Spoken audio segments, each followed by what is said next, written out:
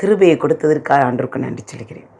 இந்த வருடத்தில் தேவன் சொன்ன வார்த்தை, அவன் வம்சங்களை மந்தையை போலாக்குவார். ஆம், நிறைய சாட்சி சொல்லிட்டேன், அதனால் வேகமாய் நான் கடந்து செல்கிறேன். போன வருடம் அக்டோபர் மாதம் மிகுந்த பாரம், மிகுந்த வேதனையோடு இந்த நாட்களில் இருக்கும் பொழுது ஆண்டவர் சொன்னார், நீ அநேகரை நீ பார்ப்ப, அவன் வம்சங்களை மந்தையை போலாக்குவேன், அநேகரை பார்ப்பேன் என்று சொன்னார்.